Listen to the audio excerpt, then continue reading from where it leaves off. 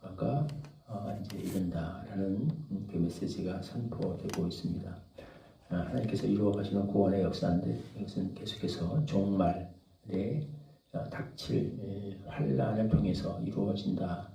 그런 이제 그 내용을 우리가 계속 반복해서 보고 있습니다. 참 환란은 힘든 거죠. 힘든 거지만 어제도 살펴본 것처럼 이것은 3년 반이었어요. 3년 반이라고 하는 숫자는 인류의 역사를 전체적으로 490년, 그러니까 상징적이죠. 7년이라고 하는 완전수가 70번 반복되는 그 수에 있어서 마지막 7의 반에 불과한, 그러니까 전체로 보면 전체 역사 속에서 아주 작은 부분이다라는 것을 나타내고, 마지막에 마지막 환란의 때가 된다는 것은 정말 7이 70번 반복되는 중에 가장 마지막 7의 마지막 반, 3.5 절반, 그러니까 말세지말이라고 얘기하죠. 마지막 때에서도 정말 마지막 때에 때가 임박했다라고 하는 것을 상징적으로 나타내는 그런 이제 기간의 환란이라고 할 수 있겠습니다. 어쨌든 이 환란이 이제 한 번, 두 번 지나고 세 번째 환란이 일게 되는데, 천사가 나팔을 불면서 하늘에서 이제 놀라운 메시지가 선포되죠. 땅에서 보자면 이것은 굉장한 환란의 때지만, 이것은 사실 이제 예수 그리스도의 주권이 완전히 하늘에서와 같이 땅에서도 온전히 회복이 되고, 그 나라가 이제 이 땅에 실현되는, 완성되는 그 순간입니다. 지금 이 땅에서는 가이사가 세상을 다스리는 것 같고 로마가 세상을 통치하는 것 같았고, 그 당시에 계시록이 쓰여질 때 그 아래서 성도들이 큰 어려움과 고난과 무시와 조롱과 핍박을 당하고 있었지만, 누가 진정한 세상의 통치자였는지, 어느 나라가 정말 온전한 진짜 멸망하지 않을 그런 나라였는지, 사람들은 그 당시 로마가 영원할 거라고 생각했겠죠. 그러나 어느 나라가 정말 영원한 나라인지가 이때 명확하게 분명하게 드러나는 영광의 순간이 되는 거죠. 그래서 이 순간은 성경에 오래전부터 약속되어 있었습니다. 다니엘의 환상 속에서도 이미 예언이 되어 있었어요. 하나님께 열왕의 나라, 그 나라들이 많이 일었을 때 갑자기 사람의 손으로 뜨지 아니한 한 돌이 날아와서 모든 것들을 다 신상을 쳐 부셨습니다. 하나님이 세우신 나라가 모든 나라를 다 쳐 부수고 땅에 궁극적으로 영원히 세워지게 된다라는 것을 다니엘의 이미 환상 예언 속에서 보여주셨죠. 이게 드디어 이제 실현되는 그 영광스러운 순간입니다. 이것은 예수 그리스도의 주권적인 통치며 주권적인 역사에, 이 모든 것 지금 하나님이 이끌어 가시잖아요. 하나님의 계획대로 이루어지시는 건데, 하나님의 주권적 역사의 결과이면서 동시에 우리는 하나님께서 이것을 이루시는 방법이 바로 우리 어제 나눴던 말씀에 보면 두 증인, 이 땅의 어떤 교회의 증거자들, 교회를 상징하는 두 증인의 사역의 또 열매로서 이루어진 것임을 생각해야 되죠. 그러니까 그 죽음이 참 영광스러웠던 거죠. 그리고 두 증인이 결국 고난받고 예수님께서 죽으신 그 장소에서 똑같이 죽임을 당하고 또 사체가 모욕을 당하는 그런 일이 있었지만, 영광 중에 하늘로 들림을 받았고, 그리고 그 사역, 그 순교의 피가 헛되지 않아서 정말 성경에 오래전부터 하나님이 모든 역사를 통해서 예언하시고 계시해 놓으셨고, 또 이때까지 이끌어 오셨던 그 구속 역사의 완성이 이제 이르게 되는 거죠. 참 영광입니다. 이 역사 속에 쓰임 받는다. 이 하나님의 주권적인 역사는 사람을 통해서, 증인들을 통해서, 교회를 통해서 이루어지게 되는데, 그 역사 속에 우리가 부름 받아서 쓰임 받는다는 것은 한편으로는 환란의 때를 지나는 그 고난을 우리가 막다트리고 보호도 받지만 어떤 경우는 순교의 피를 흘려야 되기도 하는 그런 고통스러운, 정말 좁은 길을 가는 쉽지 않은 고통스러운 과정이지만, 다른 한편에 이것은 정말 놀라운 명예고 특권이다. 하나님께서 우리를 통하여, 증인들을 통하여, 참 성도들과 교회를 통하여 이 일을 이루어 가신다라고 하는 놀랍고 영광스럽고 명예롭고 참 특권이라 할 수 있는 그런 길이다, 그런 사명이다라고 하는 거죠.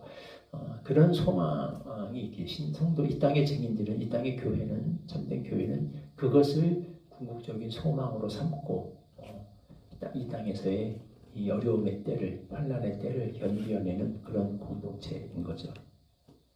어쨌든 이렇게 말씀하시면서 동시에 이런 얘기를 이 셋째 화가 속히 이른다라고 얘기합니다. 세 번째 화가 금방 이르게 될 것이고 그리고 이게 마지막이죠. 이게 무슨 말인가? 지금까지 첫 번째, 두 번째 화가 있었습니다. 반복되는 계속해서 이제 화들이 있었죠. 재앙들이 있었죠. 그러니까 그래서 우리가 여러 가지 목적이 있다고 얘기했습니다. 하나님께서 왜 그렇게 하시는가? 그 중에 하나가 다른 한편으로 보자면 믿지 않는 자들에게 구원의 그러니까 악인들을 심판하시면서 동시에 그들에게 다시 한번 회개하고 돌아올 수 있는 구원의 손길을 내미는 그런 의미가 있다. 그렇게 이제 증인들도 그래서 활동하게 되는 거죠. 이런 의미를 했습니다. 근데 그 가운데도 이제 세 번째 화가 이르렀다라는 얘기는 뭡니까? 근데 회개하지 않는 자들이 있었다는 거죠. 계속해서 회개하는 자들이 마지막까지 버티는 완악한 자들이 있었어요. 그래서 이제 결국 그들에게 이제 심판이 임하게 되는데, 근데 이 세 번째 화가 이제 속히 이른다. 조금 있으면 세 번째 화, 조금 있으면 마지막 화가 이른다라는 얘기죠. 이게 무슨 말입니까? 이거는 진짜 더 이상 기회가 없는 때가 다가오고 있다라고 하는 이야기죠. 그러니까 지금까지 화가 반복됐던 이유는 다른 말로 다른 편에서 얘기하자면 이건 하나님이 어떻게 보면 긍휼 때문입니다. 무슨 말입니까? 계속 하나님이 신호를 보내도 회개하지 않는 사람들이 있었는데 그들이 어떻게든 돌아오게 하기 위해서 조금씩 더 강도를 높여 가시면서 어쨌든 참아주셨다는 이야기죠. 기다려 주셨다는 얘기예요. 하나님의 인내와 기다려 주신 혹시 그 하나님의 인자하심과 길이 참으심의 풍성함이 죄인들로 하여금 완악한 자들로 하여금 돌이켜서 회개케 하는 일이 있을까 하여서 하나님 밑에까지 이렇게 기다려 주셨다는 이야기입니다. 환난이 계속 이렇게 반복되었다는 이야기는 하나님의 참 놀라우신 은혜와 긍휼인데 근데 이게 영원히 가진 않을 거라는 거예요. 여기에는 기한이 있다는 겁니다. 때가 그 하나님이 기다려 주시는 기한이 이제 다 차가고 있다는 거죠. 얼마 안 있으면 속히 마지막 때가 와서 그때가 오면 이제 더 이상 끝입니다. 기회가 없어요.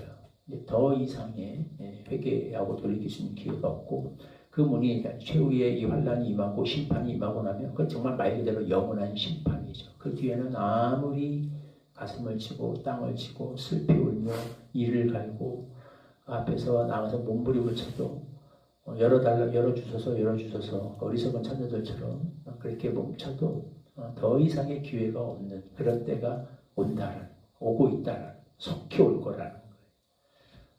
그래서 이것은 최후의 심판에 대한 이제 우리가 꼭 명심하면서 우리가 살아야 돼. 왜 우리가 최후의 심판을 반드시 속히 온다라는 것을 의식하면서 살아야 되는가라고 하는 거죠. 궁극적인 심판, 예수님께서 재림하실 때 이와 같은 일이 있을 것이고 그래도 다양한 방식으로 우리 인생에는 이렇게 하나님이 정하신 때가 차는 순간이 옵니다. 더 이상의 영원히 나중에 해도 되겠지라고 했던 것들이 이제 더 이상 기회가 없는 그런 때가 와요. 주님이 오실 수도 있고 생각보다 일찍 오실 수도 있고 또 생각보다 때는 우리가 언제 알 수 없는 순간에 알 수 없는 사건을 통해서 하나님 앞에 바로 즉시 불려갈 수도 있고 다양한 방식으로 인생에는 더 이상의 기회가 거두어지는 때가 옵니다. 우리는 늘 그것을 생각하면서 살아야 되는 거예요. 지금이 기회라는 이 기회가 언제 하나님께서 거두어 가실지 알 수 없습니다.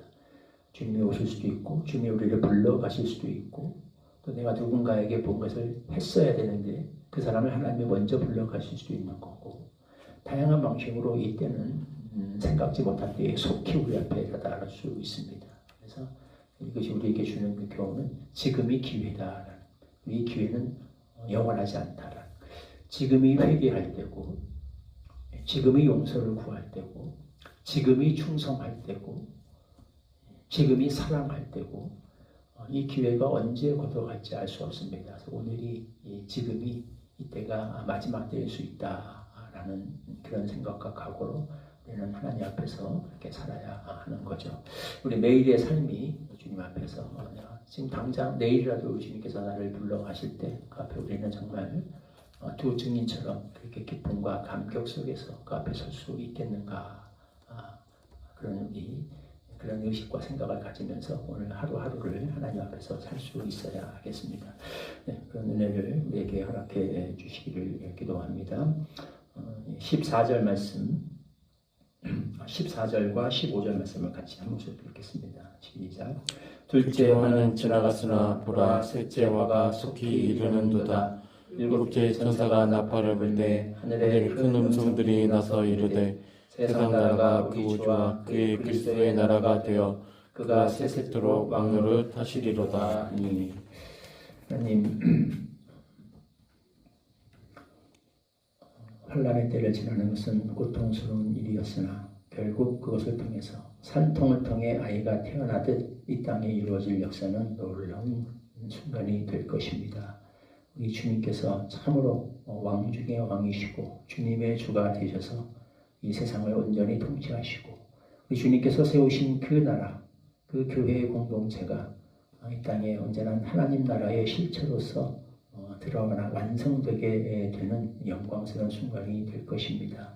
이것은 우리 주님의 주권적 역사의 결과이자 이 땅에서 타협하지 않고 배도의 길을 가지 않고 순교의 빛까지도 무릅쓰며 충성스럽게 증인의 역할을 감당했던 그런 증인들, 참된 성도들의 공동체를 통하여 이루어지는 역사의 열매이기도 할 것입니다. 그 일 가운데 부름받아 우리가 주님 가셨던 그 고난의 길을 동참하여 갈 수 있으니 어떤 명예요 특권인지를 늘 생각하면서 그런 감격을 가지고 그런 긍지를 가지고 주 앞에서 살아가게 하여 주시옵소서.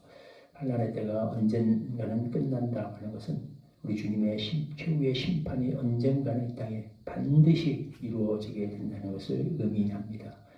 아직 그 심판이 이르기 전이 악인에게나 선인에게나 또 우리 모든 성도들에게나 하나님께서 주시는 기회인 것을 늘 기억하게 하여 주시옵시고, 그러므로 지금이 바로 회개할 때요, 지금이 사랑할 때요, 지금이 용서할 때요, 지금이 충성할 때인 것을 알고 하나님 앞에서 하루하루를 이런 심정으로 우리가 살아가게 하여 주옵소서. 예수님의 이름으로 기도하옵나이다. 아멘. 516장 찬송가 4절 같이 부르시고 주님 가르쳐 주신 것 함께 기도하겠습니다. 고난길을 치고